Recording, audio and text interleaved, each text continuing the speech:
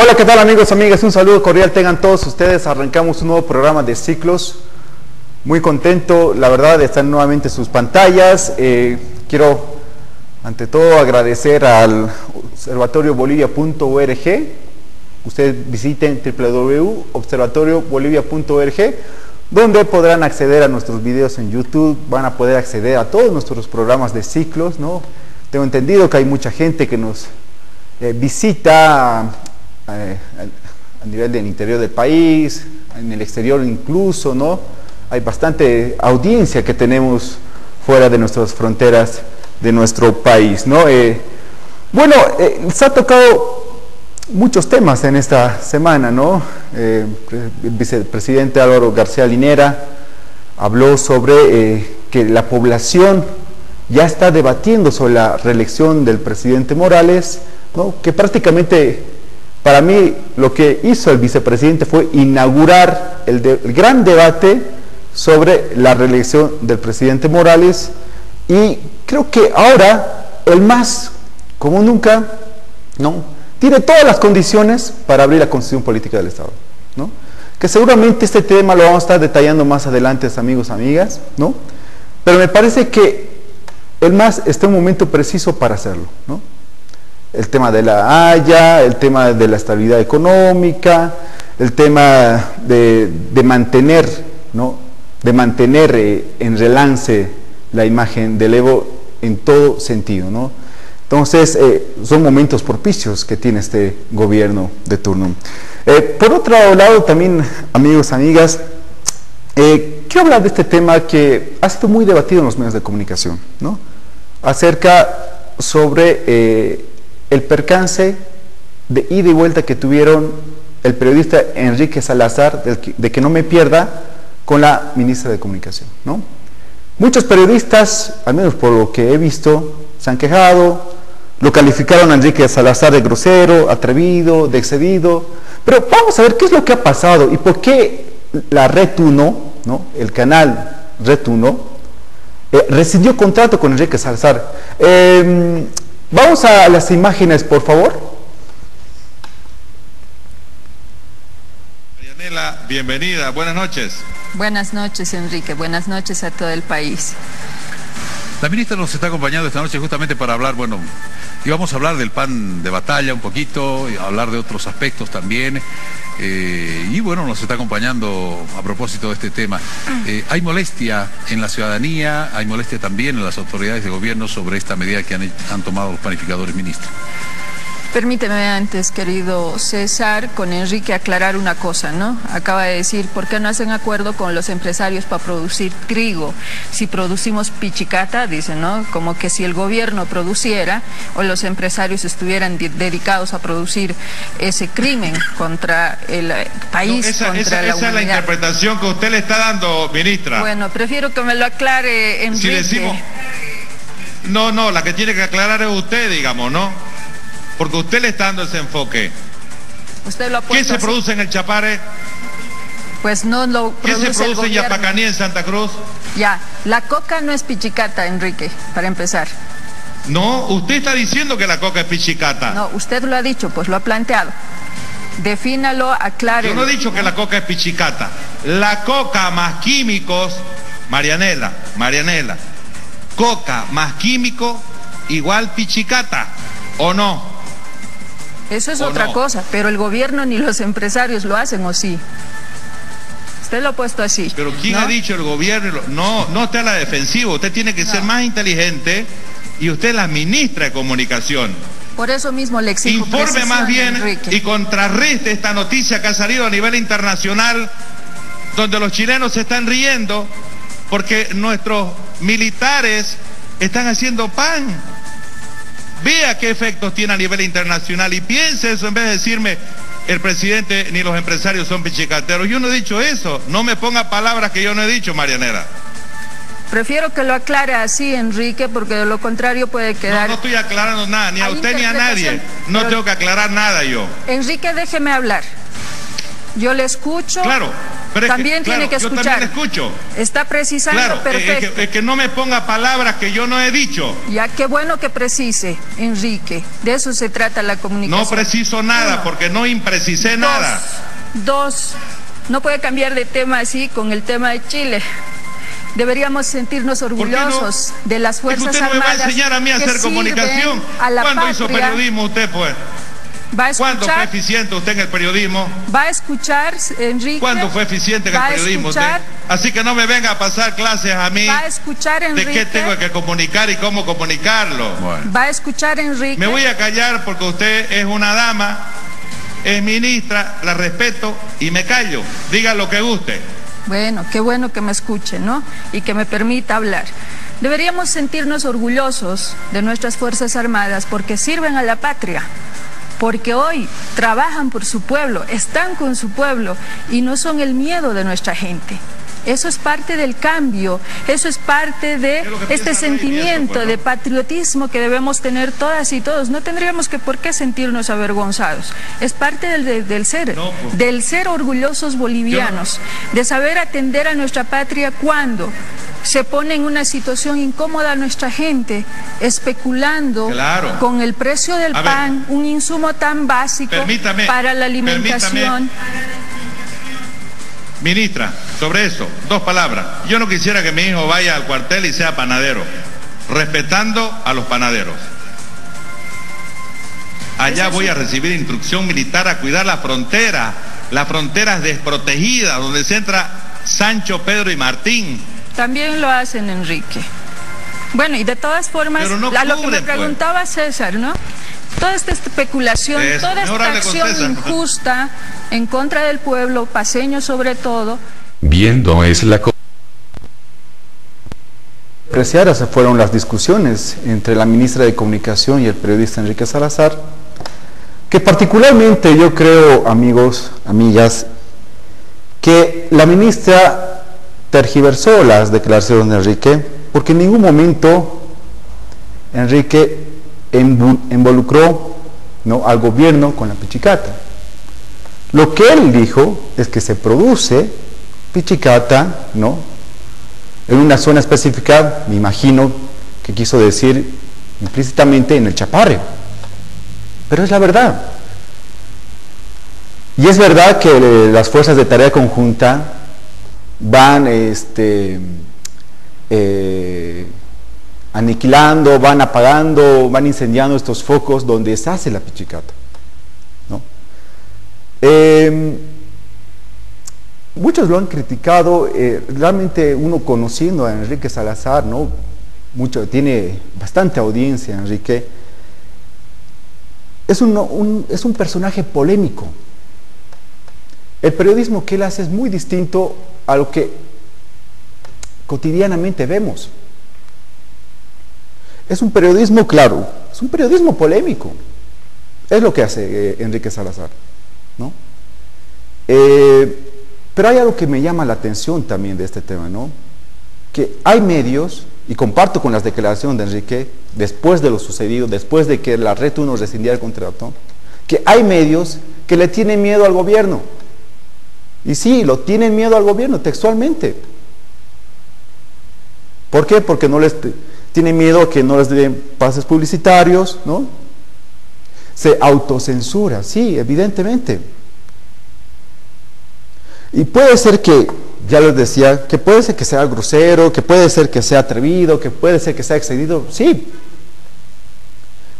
Pero lo que sí era cierto, que este periodista, don Enrique Salazar, era un referente de opinión, era un líder de opinión y arrasaba con toda la audiencia a nivel nacional.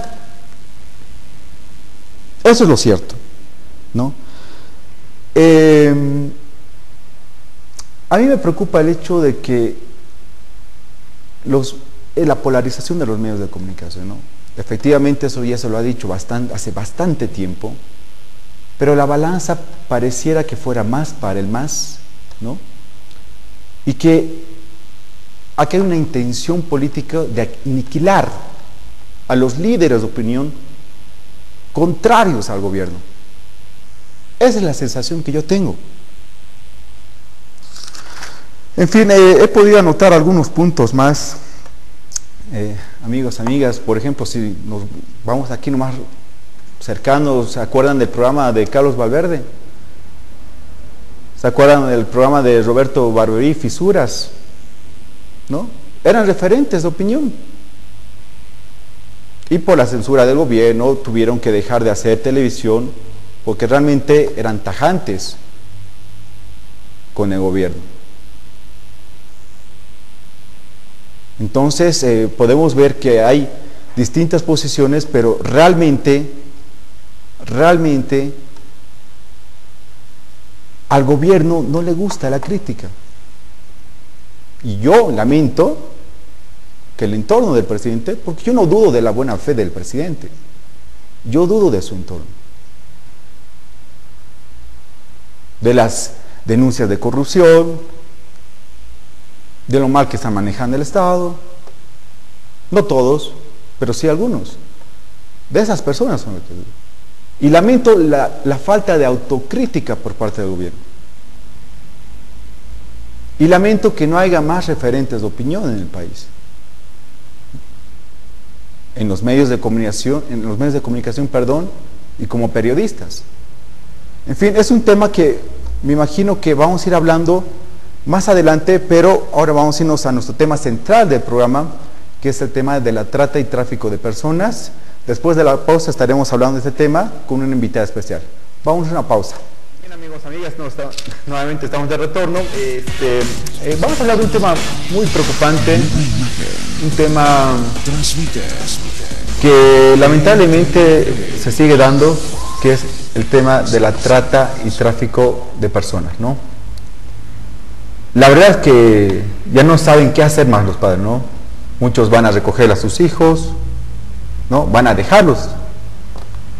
Esperan en la esquina de la puerta o a media cuadra de su casa o a una cuadra para que su hijo o hija llegue bien, ¿no? Las cifras son alarmantes. El país está considerado como un puente sobre este tema de la trata y tráfico de personas y realmente preocupa a los hermanos, preocupa a los padres, preocupa a las madres, etcétera, ¿no?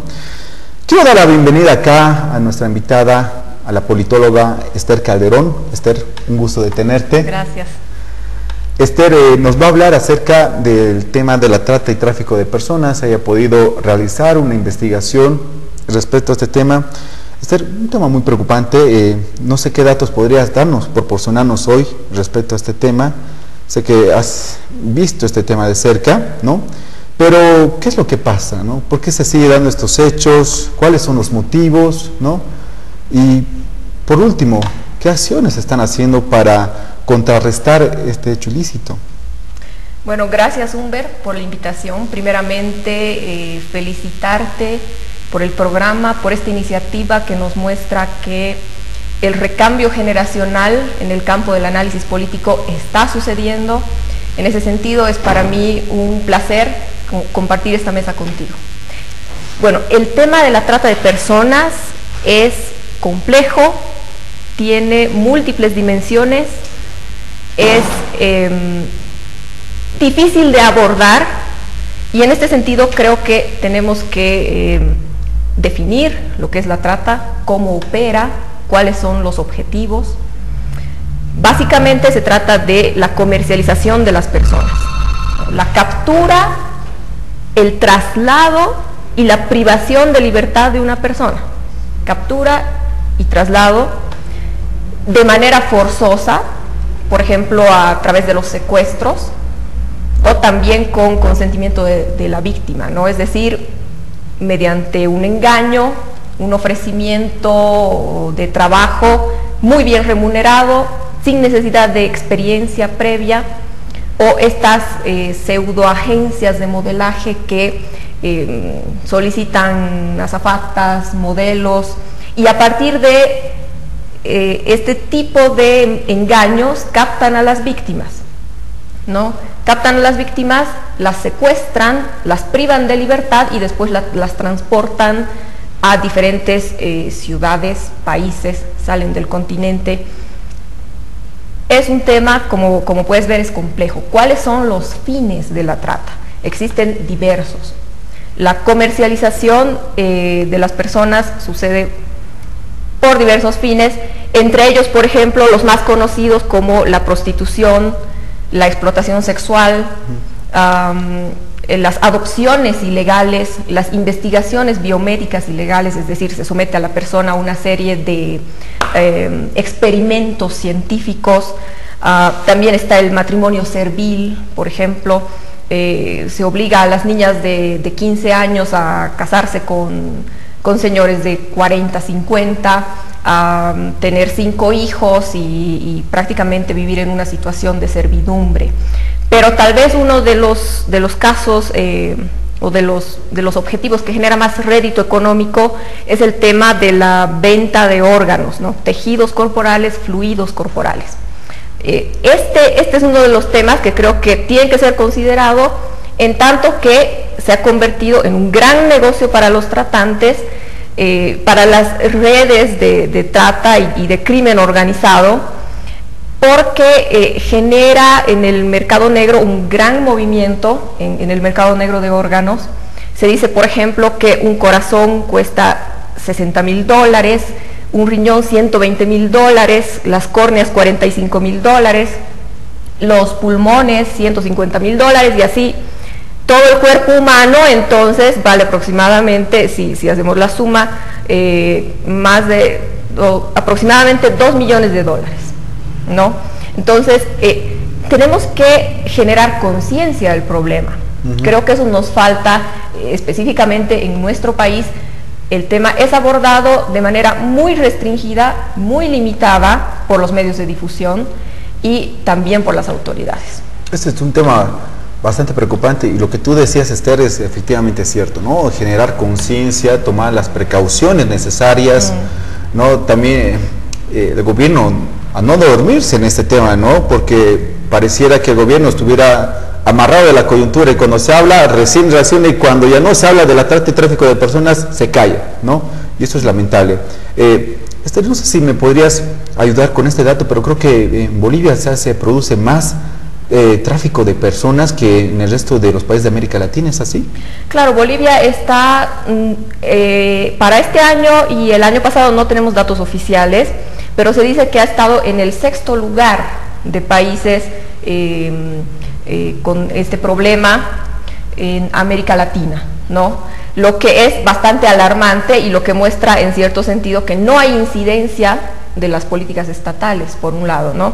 Por otro lado, si hablamos de datos, existen por año 600 denuncias aproximadamente, lo que es un incremento. Si comparamos, por ejemplo, hasta 2012 existían apenas 470 denuncias.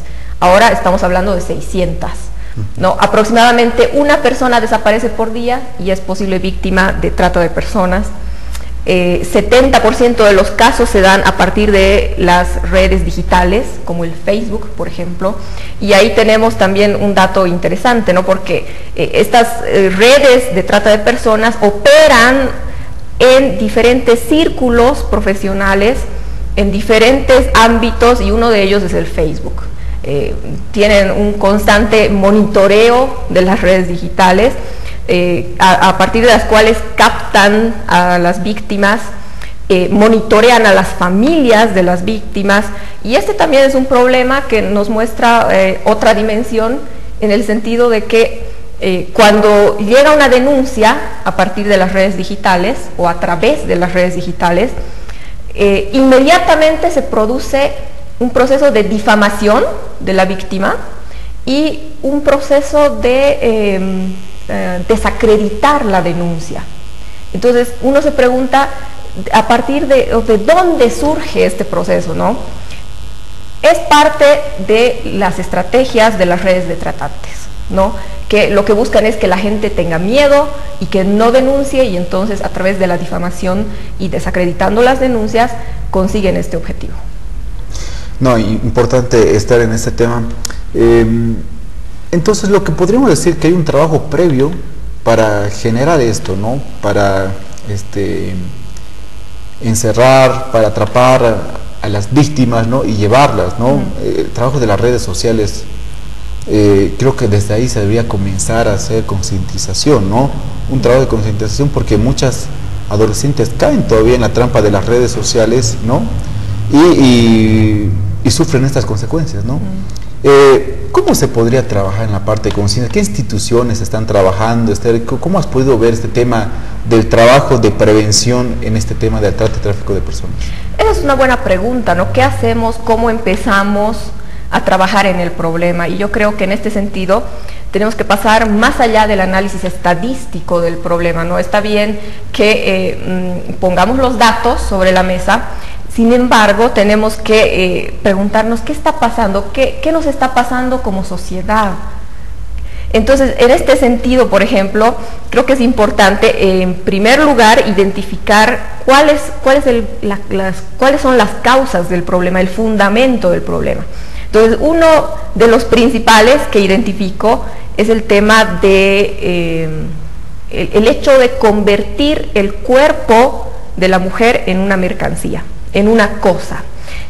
Evidentemente estamos en un sistema de capitalismo de mercado que convierte todo en mercancía, en objeto, pero hemos llegado al extremo de que el cuerpo de la mujer sea considerado mercancía, cosa, y esto con la complicidad y a partir de la hipocresía de los propios medios de comunicación, y debo decirlo a manera de denuncia porque alguien tiene que decirlo. Con la complicidad de los medios de comunicación se presentan casos de trata de personas con el fin de hacer show mediático, sobre todo, y como ha sucedido en un programa en específico, 10 segundos después de presentar un caso serio de trata de personas, 10 segundos después ponen la fiesta de bikini o el desfile de modas. O sea, estamos hablando de un problema serio y al mismo tiempo estamos, 10 segundos después, estamos fomentando la causa del problema. No estamos haciendo nada para cambiar. Eso es hipocresía completa. Y eso como ciudadanos, como profesionales, como medios de comunicación, porque no son todos, tenemos que denunciar. Existen algunas instituciones que han estado trabajando en el tema, pero el trabajo es limitado. La Defensoría del Pueblo, por un lado, el Observatorio Nacional de Trata de Personas está también, la Fiscalía, que tiene alguno que otro dato estadístico, y sin embargo el trabajo sigue siendo limitado. Creo que tenemos todavía que entrar en este tema de la reflexión, no solo la parte de la contemplación estadística, y en ese sentido también creo que es importante hacer notar que tenemos una sociedad que constantemente está fomentando la cultura del crimen. Es decir, al niño de hoy no le interesa ser un gran pensador o un gran político en el buen sentido de la palabra, no el peyorativo, sino que más bien busca ser un Pablo Escobar, un Al Capone, prácticamente un criminal, porque la sociedad genera estereotipos que hacen que esta persona busque el dinero fácil y la vida fácil también. Entonces la reflexión tiene que ir a un nivel, yo creo, mucho más profundo. No, importante las apreciaciones, Esther, y sobre todo las responsabilidades y las tareas conjuntas que debían encarar para combatir este hecho ilícito, medios de comunicación, ¿no? Gobierno, también algunas colaboraciones, apoyo de organismos internacionales, instituciones, ¿no? Deben apoyar a este tema tan delicado, ¿no? para nuestro país. Pero aún así, Esther, se habla mucho de este tema, pero en temas de eficacia es casi lamentable, ¿no? O sea, hacemos una medición porcentual, realmente no debe llegar ni a la mitad. Es decir, no se está haciendo muchas acciones como quisiéramos la ciudad, porque hay personas que denuncian este hecho, ¿no? Publican por las redes sociales, aparece mi hermana, mi hija, esta vez por favor ayúdenme, todo eso, ¿no? Y es todos los días, ¿no? Y a los medios también no te ayudan demasiado en esto de dar un seguimiento continuo a este tema, ¿no? Exacto. Entonces, ¿qué se podría hacer para que este hecho sea eficaz, sea una lucha realmente eficaz y de una u otra manera se pare este hecho? Claro. Bueno, precisamente creo que lo que tenemos que hacer es reconocer que el problema es un problema político. No solamente es un tema aislado de seguridad ciudadana, sino que es un problema político. Es decir, necesitamos políticas públicas orientadas a remover la causa del problema, que es lo que estábamos hablando, ¿no? El tema de la mercantilización del cuerpo.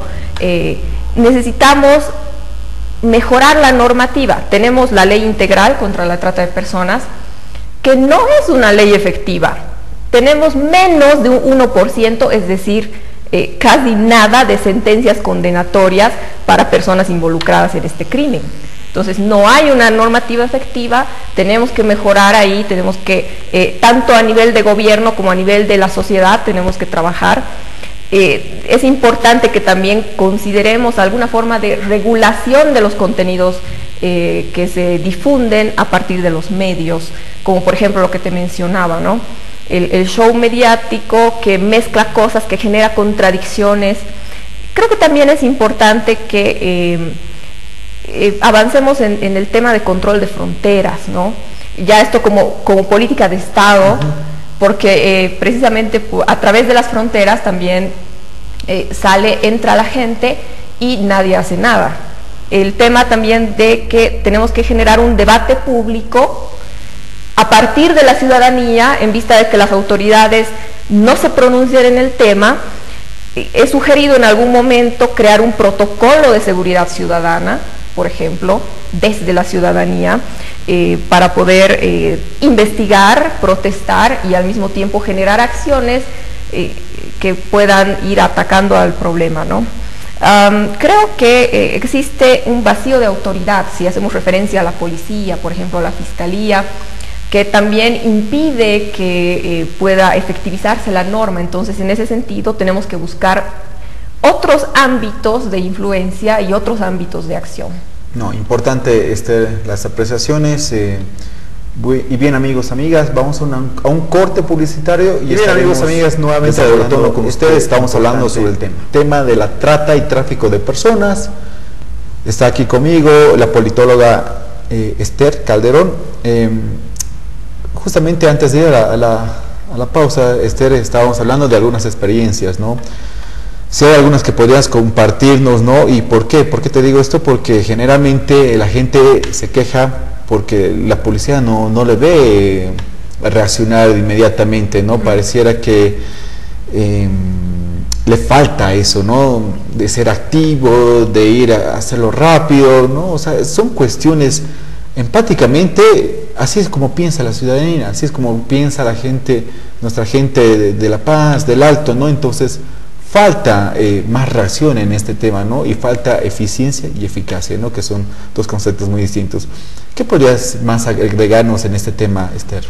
Bueno, el tema de las experiencias, conozco diferentes y creo que es importante mencionar las que generan o las que muestran cierto tipo de elementos comunes entre los casos.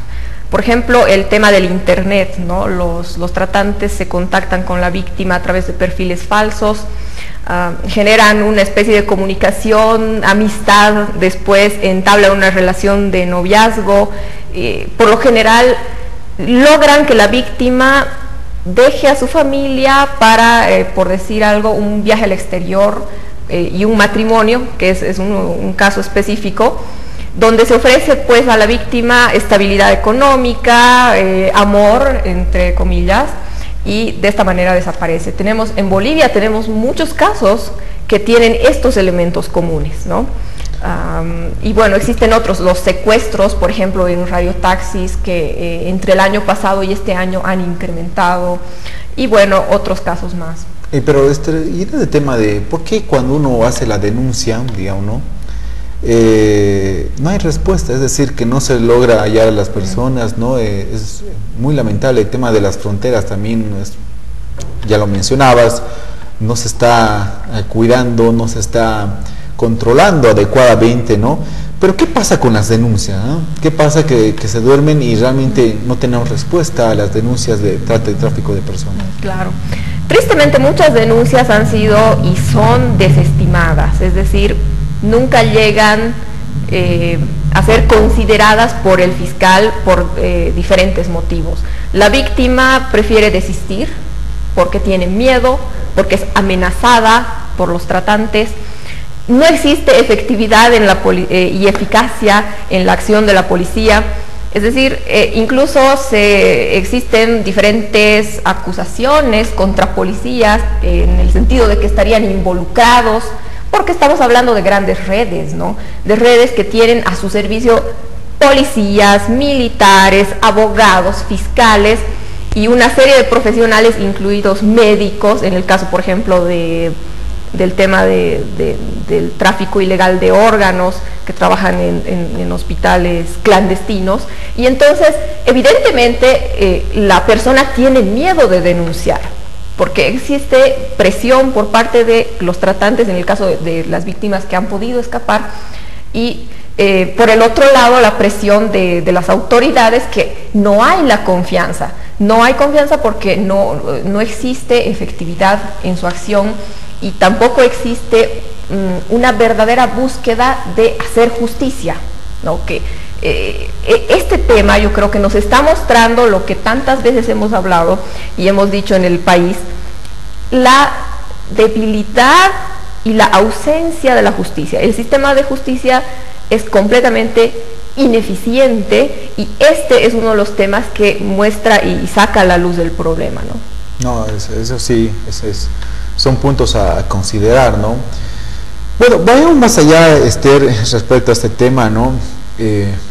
Yo realmente encarno eso, la preocupación de la gente, de los padres, madres, ¿no? De sus hijos, ¿no? Realmente ya no es fácil darle permiso, quizás tiene que ir tras de ellos en todo momento para que no sufran estas consecuencias, ¿no? Pero vayamos a estos temas de comunicación, ¿no? Yo creo que debería haber más acercamiento entre los padres, hacerse amigos de los hijos, ¿no? Porque ocurre de que en esto, donde más trata y tráfico y donde han logrado estas personas aprender a sus víctimas, ha sido por las redes sociales, ¿no? Y generalmente uno no les cuenta a los padres, ¿no? O los padres andan muy ocupados, ¿no? Dice, pero mira, tengo un enamorado que está por Facebook, ¿no? O sea, no hay un control también por los padres de familia hacia sus hijos, ¿no? Entonces, me parece que hay un problema de comunicación entre padres e hijos, Esther. ¿Cómo lo ves vos? Exactamente. Más que control, yo diría un tema de orientación, ¿no? Y aquí vemos otra de las dimensiones del problema, la educación. Es decir, ¿qué valores estamos o a partir de qué valores estamos orientando a nuestros hijos? Es decir, ¿por qué los jóvenes quieren ganar dinero fácil? ¿Por qué las jovencitas, o una parte de ellas, quiere ser modelo, quiere ganar dinero a partir de su cuerpo? ¿Qué valores estamos implementando en nuestra sociedad? Entonces sí, evidentemente es un problema de comunicación también, ¿no? Porque no hay confianza entre padres e hijos. La sociedad, por un lado, también te genera ciertos estereotipos, ya lo decíamos, el dinero fácil entre uno de ellos, el hecho del culto al cuerpo también, ¿no? Por eso existen más centros de belleza, gimnasios, que bibliotecas, por ejemplo. Entonces, es realmente esta otra dimensión del problema que deja mucho por hablar, y en este sentido creo que sí, tenemos que mejorar el tema de la comunicación, tenemos que mejorar también el tema de la información. Los padres tienen que en algún momento sentarse a hablar con sus hijos de este problema y advertirles, porque el problema no es conocido por todos. No, sí. Y sabes que a todo esto que tú hablabas, Esther, yo creo que la mejor recomendación, y una vez hablaba también con mi familia, decía a mi hermana, ¿no? Porque, y los hermanos también nos preocupamos, ¿no? Es difícil que que salga, que estarles monitoreando a cada momento. Yo creo que, y los hijos no tienen por qué molestarse, las hijas también, de que su papá, su mamá les esté llamando a cada rato porque es por su bien, ¿no? Porque uno no sabe lo que puede ocurrir a la vuelta de tu casa, a la vuelta donde tú estás. Porque estos tratantes también, de otra manera de operar es que andan en autos blancos y lo jalan, ¿no? Se ha visto muchas imágenes, pude ver en noticias, donde le secuestran a las víctimas, ¿no? Entonces yo creo que ahí y bueno, las que son víctimas, este tema son mujeres, ¿no? Entonces tienen que hacer todo lo imposible para no hacerse agarrar, tienen que gritar, todo, eso era de la recomendación que hacía uno de mis familiares a mi hermana, porque de ahí ya no sabes qué va a hacer de tu vida, ¿no? Porque te pueden sedar, te pueden hacer dormir, te pueden hacer muchas cosas, entonces ahí realmente es terrible la situación, terrible. Entonces realmente tiene que haber recomendación. Y yo lamento, Esther, en este hecho de que no se esté trabajando en la parte de prevención en este tema, ¿no? Es decir, quizás sacando folletos, afiches, sacando libros, ¿no? Para un tema de educación, de comunicación, ¿no? ¿Ha habido muy poco trabajo en este tema, Esther? ¿O ha habido trabajo, es que no pudimos observar nosotros? Bueno, el trabajo es bastante restringido, no tenemos un par de instituciones que se encargan, pero generalmente el tema surge con mayor fuerza cuando ocurre uno de estos casos. Cuando sale a la palestra pública un caso de trata de personas, de una víctima que ha podido escapar, o una madre que está buscando a su hija, entonces recién tomamos conciencia de la situación, recién las instituciones se mueven, y mientras tanto el tema de prevención se limita a alguna página web o alguna red digital, pero no va más allá. Entonces, y otro tema importante que me parece que podemos hablarlo, que es bueno que lo tratemos hoy día, es el tema de la mujer. Según los datos estadísticos, 59% de las víctimas son mujeres. O sea, son 59%, tenemos otro 14% que son varones mayores de edad, es decir, nadie se salva, y un 27% que son niños. Entonces, he podido percibir a nivel de la sociedad boliviana, porque he participado en diferentes marchas contra la trata de personas, que a nivel de la población femenina existe mayor conciencia del problema. En una marcha ves un 4%, exagerando 5% de varones, las demás somos mujeres, y sin embargo el problema es un problema de todos.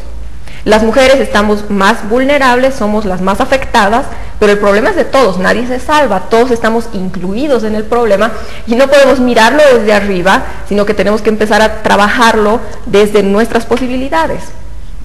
No, eso sí, es importante. Y sabes que ya yéndonos ya a las recomendaciones, ¿no?, sobre este tema, me parece que las unidades educativas también deberían tocar, ¿no? Los profesores, antes de dar la materia, deberían orientar a los jóvenes a visibilizar estos problemas que hay, ¿no? También deberían estar más atentos, quizás la del kiosquito del colegio, ¿no? Ver quiénes están rondeando, si hay un auto blanco que siempre está viniendo a cada momento, si hay un señor que está pasando por ahí. Entonces, a partir de esa percepción de advertir, ¿no? Mira, está pasando esto, ¿no? Hay que tener cuidado, tiene que haber las juntas de familias, tienen que estar al tanto de este tema, ¿no? Los profesores, es decir, tiene que haber un trabajo conjunto, ¿no?, para combatir este tema, porque si uno no se cuida, difícilmente te va a cuidar otros, ¿no? Y difícilmente el gobierno va a poder obrar eficientemente o eficazmente, ¿no? Entonces, es un trabajo de todos, ¿no, Esther? Completamente de acuerdo, Humber. Creo que lo que tú planteas es un llamado a salir de nuestro individualismo, a preocuparnos por la vida del vecino, a ver qué está pasando a nuestro alrededor, que creo que eso es importante, qué pasa en nuestro barrio, qué pasa en la universidad, abrir los ojos, dejar de esa actitud ensimismada. Creo que es importante trabajar a nivel de la comunidad, que creo que eso es algo que nos falta y que podría ayudarnos a combatir el problema. De hecho, existen casos en que los vecinos estaban atentos y han podido salvar víctimas, han podido salvarlas cuando ya estaban casi dentro del radiotaxi. Entonces, realmente tenemos que mejorar en el tema de la acción comunitaria. Tenemos que ayudarnos los unos y los otros, ¿no? Tenemos que estar cuidándonos entre nosotros, porque realmente yo sé que hay mucho miedo. Si uno se mete a estos temas, la gente tiene miedo, ¿no? Pero realmente hay que hacer algo para cuidarnos, para cuidar a nuestros hijos, a nuestras hijas, ¿no? Y eso es importante. Esther, hemos dado estas recomendaciones a nivel social, ¿no? A nivel político, ¿qué pasa con las autoridades? ¿Qué están haciendo las autoridades para contrarrestar este tema? Es una buena pregunta. A mí también me interesaría conocer las opiniones de las autoridades, que se limitan a tocar el tema cuando existen casos muy fuertes, muy impactantes, pero después no hay incidencia.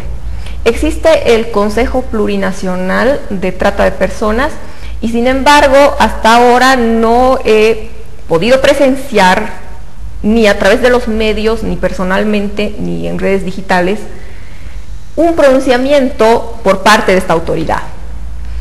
Entonces creo que tenemos que preguntarnos también hasta qué punto se está trabajando el tema, ¿sí? A nivel de gobierno y un poco entrando en la crítica.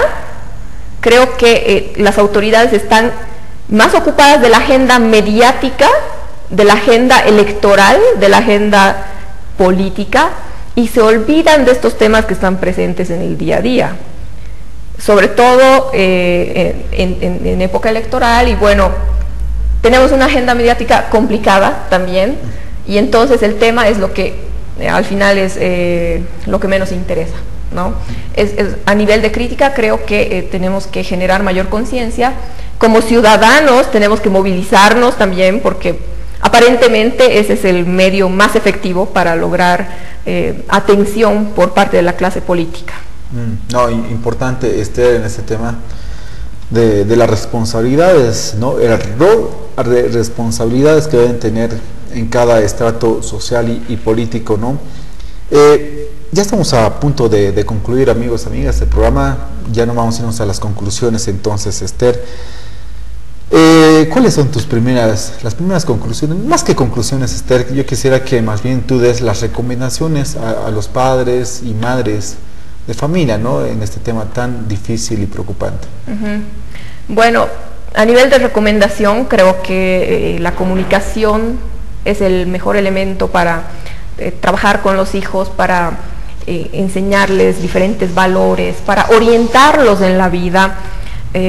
Bueno, las recomendaciones básicas: no conversar con desconocidos en Facebook, cuidarse al caminar por la calle, estar atentos siempre. Pero bueno, estas recomendaciones se quedan cortas frente a la gravedad del problema, es decir, muchas veces es inevitable, ¿no? Entonces, claro, a nivel de las familias, la comunicación creo que es lo primero. Y también como sociedad creo que tenemos que evitar comentarios de casos que no conocemos, ¿no? Porque aparece un caso y, como lo mencionaba, ¿no?, se difama a la persona, se desacredita el caso, y muchas veces por gente que no lo ha llegado a conocer, o sea, que no sabe nada del caso. Entonces, tal vez como sociedad tenemos que ponernos la mano en el corazón y pensar que nos puede pasar a nosotros hoy, o a nuestros familiares, a nuestros hijos, y tener más cuidado con las opiniones que vertimos respecto al tema. Porque por un caso que no sea cierto, que de hecho existen, hay personas que reaparecen porque, bueno, no fueron víctimas de trata, sino de otro tipo de situaciones. Por un caso que no sea cierto, existen otros 10 que sí lo son. Es decir, si un caso no es cierto, no quita que el problema exista. El problema está presente, todos somos vulnerables, y entonces creo que tenemos que, como sociedad, ser más cautos y más conscientes de las opiniones que vertimos. No, importante las recomendaciones que señalaste, Esther. Bueno, vamos, yo simplemente ya quiero dar algunas conclusiones también respecto a que yo creo que debe haber igualmente que ser una comunicación fluida entre los padres de familia con las hijas, especialmente porque lamentablemente son las mujeres quienes sufren ese tema de la trata y tráfico de personas, ¿no? Entonces, las recomendaciones están ahí, ¿no? O sea, y no es que los hijos, los jóvenes tengan que molestarse con este tema, ¿no? Yo creo que más bien deben de escuchar, ¿no? Tienen que estar siempre alertas, atentos, ¿no? Y si es necesario sacarse tiempo donde no hay para irles a recoger a sus hijos de las escuelas, ¿no? También para ir en las universidades, ¿por qué no también? ¿No? Porque realmente este tema está latente todavía, ¿no? Ya que aprender a preocuparnos en el tema más, ¿no? Bueno, amigos, amigas, llegamos entonces a la conclusión del programa. Simplemente recalcarles que pueden entrar a nuestra página web, ¿no? En el Facebook estamos con Ciclos Programa, y pueden entrar a observatoriobolivia.org, ¿no? www.observatoriobolivia.org. podrán observar ahí todos nuestros videos, ¿no? Todos estos programas, ¿no? Y acceder a toda una cantidad de información que tenemos en observatoriobolivia.org. Esther, agradecerte por tu presencia, realmente ha sido valoroso las interpretaciones, ¿no? que has dado respecto a este tema, ¿no? Gracias, Esther. Gracias a ti. Bueno amigos, nos vemos hasta el próximo domingo. Gracias por su atención.